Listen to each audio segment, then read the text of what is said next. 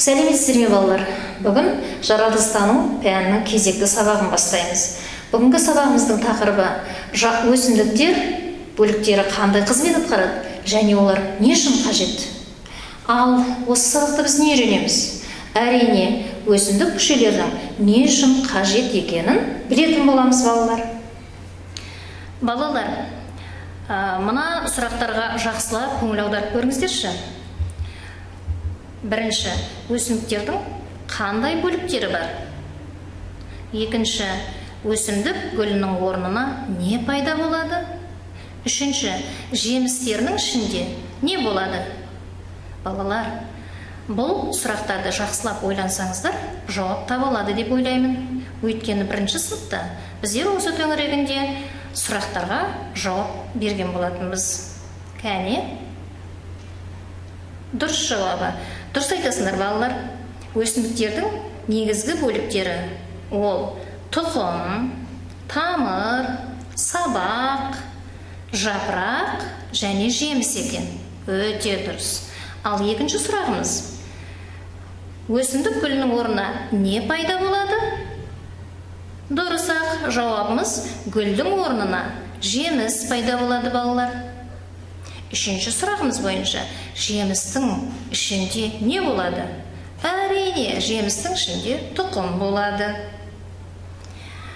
Өсімдіктің тамыры топыраққа бекиді. Сабақ өсімдіктің жер бетіндегі бөлігі. Онда жапырақтар, гүлдер мен жемістер орналасады. Балалар, өсімдіктердің бөліктері әрқайсысы белгілі бір қызмет атқарады. Оның қызметін басқалары орындай алмайды. Тамыр мен сабақ ше? Суретте тамыр мен сабақтың қандай қызметтері көрсетілген? Сәл ғана ойланайық балалар.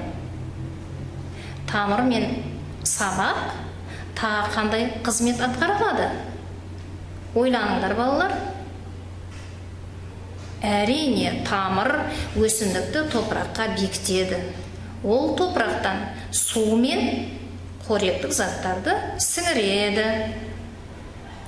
Ал сабақ өсімдікті ұстап тұрады. Ол су мен қоректік заттарды басқа бөліктерге өткізеді. Балалар, тамырлардың түрлері болады екен. Мына суреттерге жақсылап назар аударыңыздар. Қандай өсімдіктер бейнеленген?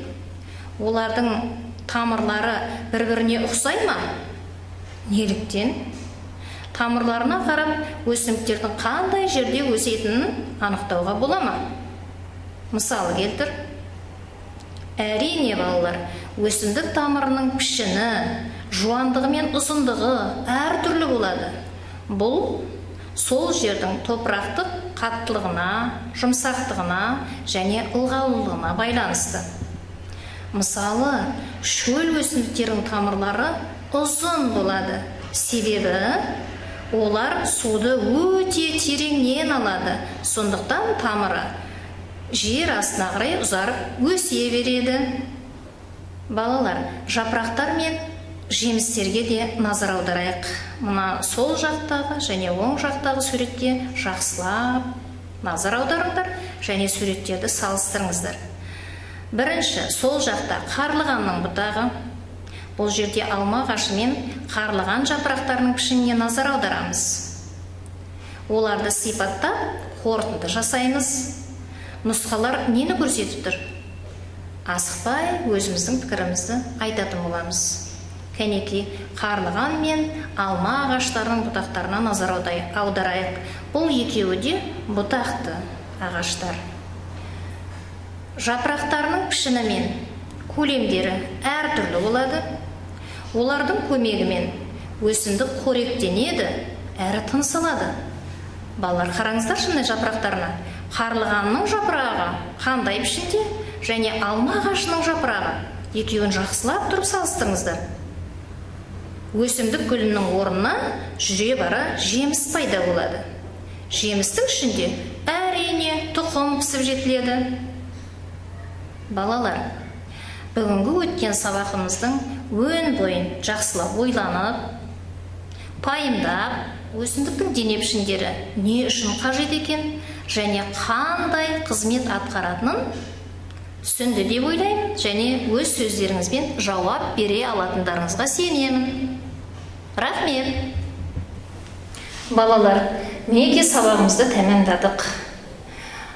Мен сіздерден бүгінгі сабақты жақсылап тұрып ойланып, ой елегінен өткізіп, зерделеп, өздеріңіздің сөздеріңізбен жақсылап айтып беретіндеріңізге сенемін. Келесі сабаққа шейін сау саламат болыңыздар.